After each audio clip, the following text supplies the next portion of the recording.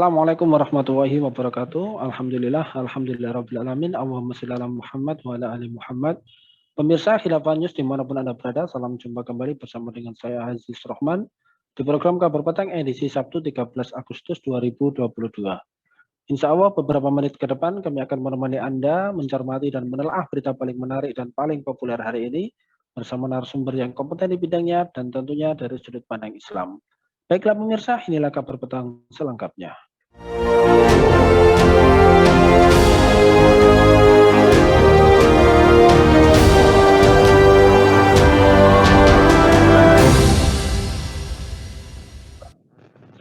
Pemirsa, sejumlah ekonom membantah klaim Menteri Koordinator Bidang Kemaritiman dan Investasi, Bapak Luhut Binsar Panjaitan, yang mengatakan utang Indonesia saat ini adalah terkecil di dunia. Menurut Luhut, rasio utang pemerintah yang kini nilainya lebih dari 7.000 triliun rupiah dari produk domestik bruto atau PDB hanya 40%. Direktur Eksekutif Institute for Development of Economics and Finance, Tauhid Ahmad, adalah salah satu ekonom yang membantah klaim tersebut.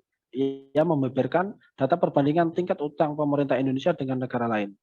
Ia memanfaatkan data trading ekonomik dalam membandingkan rasio utang pemerintah terhadap PDB Indonesia dengan sejumlah negara lain. Data itu menunjukkan rasio utang pemerintah Indonesia terhadap PDB masih di level 38,5%. Namun dibandingkan negara lain, khususnya di Asia, masih ada beberapa negara yang rasionya di bawah Indonesia, seperti Bangladesh 31,7%, kemudian Brunei Darussalam 2,3%, dan Afghanistan 7,8%. Nah, pemirsa, betulkah klaim dari Pak Luhut terkait dengan hal tersebut?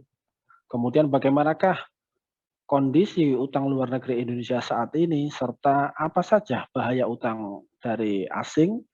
Pemirsa, untuk membahasnya kami telah terhubung dengan Bung Ishak. Beliau adalah analis senior dari Fakta. Kita sapa dulu beliau.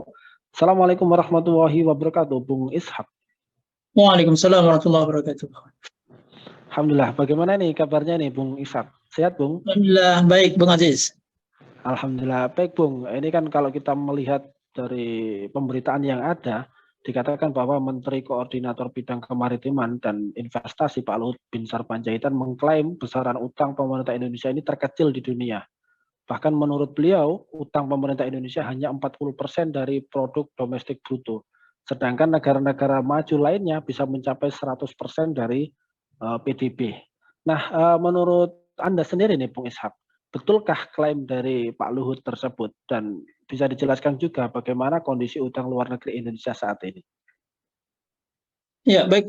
Terima kasih Bung Aziz. Jadi sebenarnya untuk menjawab ya apa yang klaim Pak Luhut bahwa Indonesia memiliki rasio utang ya, terhadap PDB itu paling rendah, saya kira data yang masuk ke beliau itu adalah data yang keliru ya, data sampah, karena kalau kita lihat berbagai referensi, salah satunya yang dikeluarkan oleh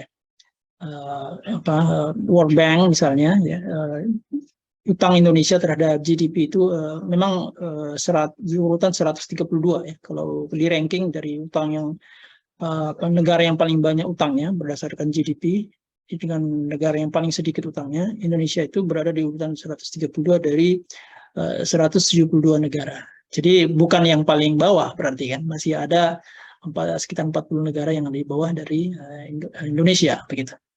Dan kalau dikatakan bahwa negara-negara maju utangnya lebih banyak, saya kira tidak juga, karena kalau saya lihat data negara-negara yang di bawah Indonesia itu ada negara seperti Australia, Swedia ya, dan termasuk juga mungkin Rusia yang secara GDP per kapita memang lebih tinggi daripada Indonesia. Mereka lebih baik perekonomiannya daripada Indonesia. Itu saya kira klaim yang keliru ya.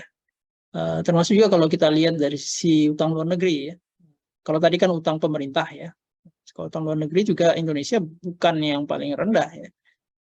Saya coba melihat data World Bank ya. Di situ juga dikatakan bahwa utang luar negeri Indonesia terhadap GDP itu berada di posisi 70 ya dari 170 negara. Artinya memang ada sekitar 100 negara yang jauh lebih rendah utang luar negerinya begitu. Sehingga pemerintah ini harus hati-hati ya ketika mengeluarkan angka-angka. Jadi bisa masuk dalam kategori pembohongan publik, ini mungkin dari sisi hukum ya. Tapi saya kira itu ya mungkin sementara Bung Aziz. Ya, baik Bung. Menyikapi terkait dengan hal tersebut, Pak Luhut juga mengatakan bahwa meskipun utang Indonesia mencapai ribuan triliun, utang Indonesia ini produktif ya. Utang digunakan untuk pembangunan, salah satunya adalah jalan tol. Lebih lanjut, Pak Luhut juga mengatakan bahwa pemerintah meyakinkan bahwa pemerintah ini sebenarnya tidak bodoh, gitu ya, diyakinkan kepada masyarakat yang mana pembangunan yang dilakukan oleh pemerintah dihitung dengan benar, termasuk terkait return on investment-nya. Nah, melihat dan mencermati hal tersebut, tanggapan dari Anda sendiri, Bung Ishak, terkait dengan klaim dari Pak Luhut tersebut, ini seperti apa ini? Iya, ini juga klaim yang menurut saya keliru juga nih. Jadi sudah yang pertama keliru, yang kedua juga keliru ya. Kalau dikatakan bahwa pemerintah mampu memanage utang dengan baik, ya, saya kira akan bisa kita lihat dengan realisasi ya penggunaan utang yang terhadap proyek-proyek yang telah dilakukan oleh pemerintah ya. Misalnya proyek-proyek yang dibiayai pemerintah untuk pembangunan jalan tol tadi ya, melalui BUMN. Kalau kita lihat misalnya Waskita itu tahun lalu mengumumkan akan menjual ya 4 atau 5 ruas jalan tol itu untuk membayar utangnya. Jadi karena tol-tol ini tadi dibiayai oleh utang ya, sehingga ketika penugasan ini selesai, maka tol-tol ini kemudian dijual dan celakanya ini sebagian dibeli oleh asing ya, dari Kanada dan juga dari Uni Emirat Arab kalau tidak salah ya. Nah, artinya memang kalau benar utang ini digunakan dengan baik, mestinya kan proyek-proyek ini tidak malah membebani APBN begitu ya. Tidak malah membuat infrastruktur kita jatuh ke tangan asing ya, sehingga mereka bisa menarik keuntungan sebesar-besarnya dari infrastruktur yang mereka miliki dan tol ini kan fasilitas umum ya, digunakan oleh banyak pihak gitu. Sehingga kalau itu jatuh ke tangan asing, maka mereka dengan semena-mena bisa menentukan tarif ya, yang menguntungkan mereka. Itu satu contoh ya. Misalnya juga kita lihat bagaimana pembangunan infrastruktur Kertajati ya, atau LRT di Palembang yang semuanya itu saya kira dibiayai dengan utang ya, utang publik ya. Nah, dan juga yang paling terakhir saya kira bagaimana kalau Pak Luhut mengatakan bahwa manajemen utang kita itu baik ya, kita lihat kereta cepat Jakarta-Bandung itu kan sangat tidak profesional dalam sisi penelaahan proyek ya. Kalau kita lihat analisis kelayakan proyeknya itu kan sudah luar biasa penggelembungannya. Jadi kalau Cina dulu itu menawar kereta cepat Jakarta-Bandung itu sekitar 5,5 miliar US dollar ya. Jadi lebih rendah daripada Jepang yang 6,2 miliar US dollar. Tapi sekarang malah Cina itu sudah hampir 8 miliar US dollar ya. Di hampir 120 triliun ya, 120 triliun dari sebelumnya ya. Kalau 5,5 miliar US dollar. Artinya ada pembengkakan sekitar hampir 2 miliar ya, 2 sampai 3 miliar US dollar. Nah, ini kan kenapa ini terjadi pembengkakan? Karena tidak dihitung dengan matang gitu. Nah, ini kan saya kira membantah ya klaim Pak Luhut bahwa hutang kita itu dihitung dengan matang sehingga bermanfaat bagi publik. Gitu. Itu contoh ya, saya kira contoh yang sangat nyata ya. Kalau kita mau berbicara bahwa apakah hutang publik ini dikelola dengan baik atau tidak. Mungkin Ya, salah baik. contoh lain, ya, contoh yang lain mungkin saya tambahkan, Bung Aziz ya. Bagaimana Ya, misalnya silakan. PLN itu salah satu BUMN yang paling banyak utangnya ya dari antara BUMN yang lain. Itu juga sekarang mengalami masalah ya, karena terjadi oversupply listrik. Jadi pembangkit-pembangkit yang dibiayai oleh utang ini termasuk melalui obligasi, ya kan, kemudian pembangkit ini jadi, tapi ternyata permintaan listrik itu lebih sedikit dibanding suplainya. Padahal kan infrastrukturnya harus tetap dibayar dengan utang kan. Nah, kalau saya cek laporan keuangannya itu sekitar 20 sampai 30 triliun ya hanya digunakan untuk membayar utang. Nah, artinya kan ini menunjukkan bahwa pemerintah itu tidak profesional ya di dalam menggunakan utang ini dalam pembangunan infrastruktur itu sendiri. Sehingga ujung-ujungnya dirugikan ala rakyat karena kan biaya kos PLN ini kan pada akhirnya dibebankan kepada harga pokok produksi listrik ya, yang ini bisa mendorong kenaikan tarif listrik untuk di tingkat konsumen. Begitu, Bung Aziz. Ya, baik. Menyikapi terkait dengan banyak hal tersebut, sebagaimana penjelasan Anda tadi, apakah utang luar negeri di Indonesia ini dibiarkan berlarut-larut sehingga kemudian bisa mengakibatkan aset-aset di dalam negeri bisa dimiliki oleh swasta bahkan oleh asing? Ini apakah ini bisa disebut sebagai jebakan utang? Apa ini dampaknya kira-kira? Ya, saya kira ini sangat berbahaya ya, karena kalau kita lihat pemerintah ini semakin ugal-ugalan di dalam menarik utang ya, baik itu utang domestik ataupun utang luar negeri. Ya, meskipun rasio utang domestik sekarang itu jauh lebih besar ya, tapi saya kira tetap berbahaya juga karena utang domestik ya, utang yang melalui pasar modal, melalui penerbitan obligasi, ini sangat rentan terhadap perubahan atau tekanan pasar ya, baik itu perubahan kurs ataupun kondisi di sektor finansial yang sewaktu-waktu bisa mengalami tekanan sehingga suku bunga itu bisa naik dengan cepat ya, seperti sekarang ini, sehingga beban yang ditanggung oleh pemerintah pada di APBN itu semakin besar ya. Kalau kita lihat sekarang kan pembayaran bunga utang terhadap total pengeluaran negara itu sudah menempati urutan kedua ya setelah belanja pegawai, jadi sekitar 400 triliun lebih gitu. Artinya dia lebih banyak dibandingkan belanja subsidi ya, kemudian belanja modal ya, termasuk juga bansos ya. Artinya memang kalau dikatakan utang ini baik, saya kira ini buruk sekali karena tadi pendapatan masyarakat yang diperoleh dari pajak ya, dari sumber daya alam ini kemudian lari kepada pembayaran utang gitu, yang dinikmati oleh segelintir orang-orang kaya ya, yang membeli surat-surat utang pemerintah itu. Dan sebagian mereka adalah orang-orang institusi-institusi asing ya, investor manajemen ya, investor bank yang memutar dana mereka untuk membeli obligasi pemerintah dengan harapan mereka mendapatkan bunga yang besar gitu. Nah, jadi saya kira ini tidak boleh dibiarkan berlarut-larut gitu, karena akan semakin membebani APBN dan pada ujungnya akan membebani rakyat itu sendiri ya. Karena kalau kita lihat misalnya kenapa pemerintah ngotot misalnya mau menaikkan tarif dasar listrik, ngotot menaikkan gas LPG, ya, ngotot mau menaikkan BBM, itu kan alasannya karena pemerintah tidak memiliki anggaran yang cukup ya. Padahal pada saat yang sama anggaran pemerintah itu ada yang digunakan tidak produktif, yaitu dalam hal ini pembayaran bunga utang itu tadi. Kalau pemerintah itu tidak berutang ya, apalagi dengan utang ribawi ini, maka tidak ada kewajiban untuk tidak ada alokasi APBN yang digunakan untuk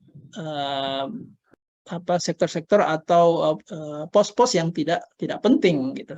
Itu kalau dari sisi ekonomi ya. Kalau dari sisi Islam saya kira juga lain lagi ceritanya, bahwa itu kan bunga yang diharamkan Allah Subhanahu wa taala.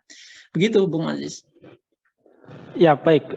Melihat dan menyikapi terkait fakta utang terutama di kondisi saat ini, apakah utang luar negeri ini juga berbahaya bagi eksistensi negeri ini untuk tahun-tahun ke depan ini? Bisa dijelaskan Bung Isyak?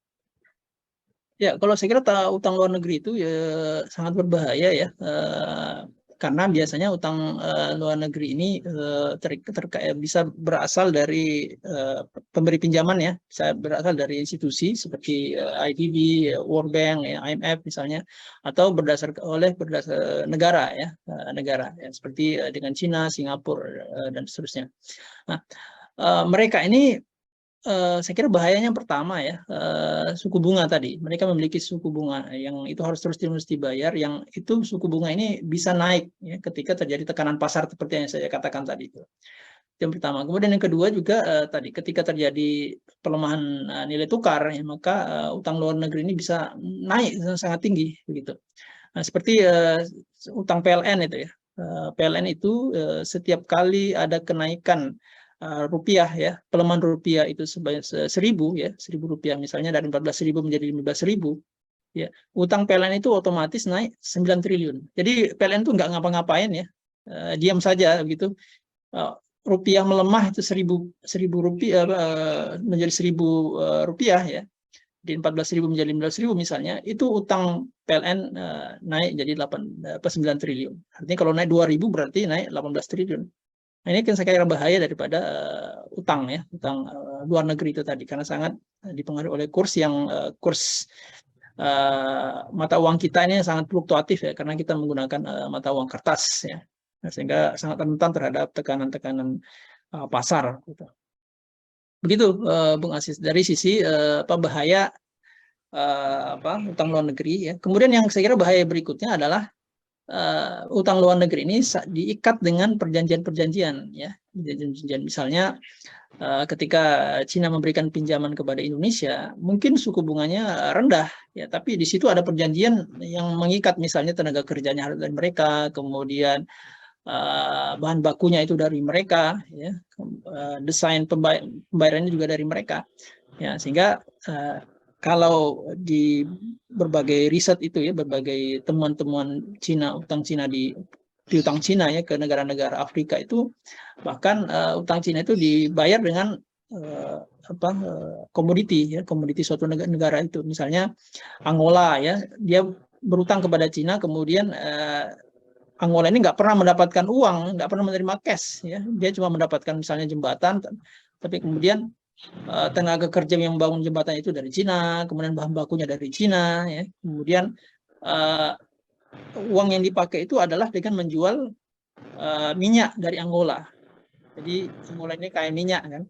Tapi kemudian Cina mengatakan bahwa tidak perlu dibayar dengan uang Angola, tapi sumber daya alam dan minyak Angola ini kami yang kuasai begitu. Ini kan luar biasa ini bahayanya ketika mungkin bunganya itu rendah, tapi sumber daya alamnya yang kemudian dirampok dikuasai begitu oleh Cina. Dan kita khawatir juga utang-utang Cina atau negara-negara lain juga hampir sama begitu polanya dengan di Indonesia begitu. Gitu Bung Aziz ya. Ya, baik Bung. Lantas kemudian jika memang kondisi utang dengan kondisi sekarang itu seperti itu, kalau dalam Islam kan jelas ketika ada riba kan haram begitu. Nah, kemudian melihat negeri-negeri Islam dan kaum muslimin, menurut Anda sendiri, bagaimana utang luar negeri di dalam pandangan Islam? Lalu bagaimana agar negeri-negeri kaum muslimin ini mampu keluar dari jeratan bahaya utang dan juga dari makar para penjajah, karena sebagaimana yang sudah Anda jelaskan tadi ya, bahwa utang luar negeri bisa saja digunakan sebagai salah satu alat suatu bangsa untuk menguasai negeri-negeri kaum muslimin. Mohon penjelasannya. Ya, saya kira kalau kita kembali kepada Islam clear ya. Saya kira bahwa yang pertama ya, kalau kita mengelola negeri ini sesuai dengan syariat Islam ya, maka potensi pendapatan negara kita akan sangat besar ya. Saya coba menghitung ya, misalnya beberapa komoditas yang misalnya sumber daya laut ya, kemudian emas ya, kemudian kehutanan ya, kemudian juga nikel dan batu bara ya. Kalau 5 komoditas ini kita olah ya, kita jual dan dikuasai oleh negara, pendapatannya itu bisa sampai hampir 6.000 triliun ya dengan harga pasar saat ini. Ini sangat besar sekali dibandingkan penerimaan pemerintah ya yang sekitar 2 triliun gitu. Artinya dengan anggaran yang besar ini sudah cukup sebenarnya untuk membiayai APBN kita gitu. Tapi karena pengelolaan negara kita ini berbasis konsep kapitalisme liberal ya, sehingga sumber daya alam ini yang semestinya dikelola negara ya, dalam pandangan Islam ini malah diserahkan kepada swasta ya, sebagian diserahkan kepada pihak asing. Itu yang pertama. Kemudian yang kedua, kalaupun kita berutang ya dalam pandangan Islam, maka tidak akan ada utang yang berbasis riba begitu, karena seperti tadi yang Bung Aziz singgung bahwa di dalam Islam jelas ya bahwa utang riba itu kan haram ya. Wa halallahu al-bai'a wa harrama riba. Allah menghalalkan jual beli dan mengharamkan riba. Sehingga negara tidak diperbolehkan untuk menarik pinjaman yang berbunga begitu. Tapi kalau di undang-undang keuangan negara kita ya, memang dilegalkan ya, dilegalkan mendapatkan pembiayaan melalui utang yang berbunga begitu. Makanya kalau saya juga agak heran juga ini kalau partai-partai yang ada di DPR ini mengatakan partai Islam, tapi nyatanya APBN kita lolos terus gitu, nggak pernah ada perdebatan ini kenapa kok biaya utang ini ya, biaya bunga ini tetap ada gitu kan. Mestinya kan kalau menjadikan Islam sebagai dasar, mestinya ini kan ditolak begitu kan. Itu contoh saja misalnya. Atau kalau negara mau berutang dengan utang ribawi, mestinya kan ditolak. Tapi kan saya kira semuanya diterima dengan lapang dada gitu kan. Tidak pernah kita mendengarkan ada perdebatan mengenai sesuai atau tidak sesuainya APBN kita dengan Islam atau tidak gitu. Itu yang kalau kita lihat dari sisi riba ya, riba. Kemudian yang ketiga saya kira juga dari sisi syarat-syarat ya. Karena syarat-syarat tadi yang disampaikan banyak sekali, ya sebenarnya syarat-syarat itu yang merugikan negara kita ya. Misalnya tadi bagaimana mungkin bunganya rendah tapi mereka mendatangkan dengan utang itu mereka bisa menguasai mendapatkan konsesi pengelolaan sumber daya alam gitu kan. Nah, bagaimana di masa Orde Baru ladang-ladang migas kita itu malah dikuasai oleh negara-negara barat ya. Kemudian di masa reformasi ini justru mineral kita ini dikuasai oleh investor-investor dari Korea ya kan, dari Cina, sehingga kita tidak banyak bisa mendapatkan manfaat ya untuk mengelola sumber daya alam kita, untuk mendapatkan pendapatan yang maksimal untuk APBN, dan juga tidak mengelola ya sumber daya alam kita untuk ditingkatkan nilai tambahnya ya. Saya kira kalau ini sumber daya alam kita ini ditingkatkan nilai tambahnya, sehingga ekspornya itu jauh lebih besar dibanding kalau sekedar mengekspor dalam bentuk mentah, dan juga tidak berkelanjutan. Karena kalau kita lihat kan bagaimana tambang-tambang itu dieksploitasi itu kan luar biasa, karena mereka kan ada izinnya begitu ya. Jadi mereka akan semaksimal mungkin untuk mengeruk gitu ya, tanpa mempedulikan lingkungan sekitarnya gitu. Padahal saya kira kelestarian lingkungan ini kan juga kalau dibiarkan rusak ya akan memberikan beban ya bagi masyarakat. Misalnya saya kemarin baca di Kompas itu ada bisa sampai 20 triliun ya dampak daripada kebakaran hutan terhadap biaya kesehatan akibat adanya kebakaran hutan gitu, polusi udara ya. Jadi kalau polusi udara ini dibiarkan gitu, tidak ada hutan yang menyerap CO2 ya, maka juga ya secara ekonomi secara kesehatan merugikan, dan bebannya juga akan ditanggung rakyat kita, karena kan dia harus berobat yang mengeluarkan ongkos yang sangat besar di tengah sistem kesehatan kita yang juga liberal gitu. Saya kira itu luas sekali ya bahaya-bahaya daripada utang itu sendiri. Mungkin begitu Bung Aziz. Jadi sekali lagi saya ingin tegaskan bahwa haramnya ya. Jadi di dalam Islam jelas diharamkan ya untuk berutang dengan menggunakan konsep riba, dan juga syarat-syarat yang merugikan negara gitu. Karena ini bagian daripada bertentangan dengan firman Allah Subhanahu wa taala yang mengatakan wala yaj'alullahu lil kafirina 'alal mu'minina sabila ya. Jadi Allah Subhanahu wa taala tidak membolehkan orang-orang kafir itu menguasai kaum muslimin, dan faktanya dengan utang ini mereka bisa mendiktekan ya kepentingan mereka atas negara kita gitu.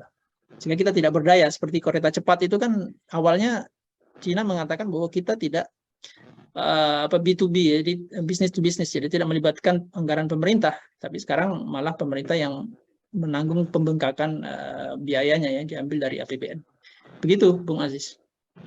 Ya baik, Masya Allah nih, syukran wa jazakumullahu khairan katsiran kepada Bung Ishak. Ini terima kasih atas penjelasan dan pencerahannya, dan terima kasih juga telah hadir di Kabar Petang pada edisi kali ini. Insya Allah nanti kita ketemu lagi di lain waktu dan juga di lain kesempatan. Semoga Anda dan keluarga sehat selalu dalam lindungan Allah Subhanahu wa taala. Assalamualaikum warahmatullahi wabarakatuh, Bung Ishak. Waalaikumsalam warahmatullahi wabarakatuh. Baik pemirsa, demikianlah Kabar Petang pada edisi kali ini. Semoga Anda mendapatkan banyak manfaat dari acara kami. Jangan lupa saksikan kami pekan depan di jam dan channel yang sama. Dan jangan lupa juga like, comment, share, subscribe, serta klik tekan tombol loncengnya agar tidak ketinggalan update terbaru dari Khilafah News. Karena hanya disinilah Anda akan mendapatkan informasi aktual, terpopuler, dan tentunya dari sudut pandang Islam. Akhirnya saya Aziz Rahman beserta seluruh kru yang bertugas undur diri. Wassalamualaikum warahmatullahi wabarakatuh.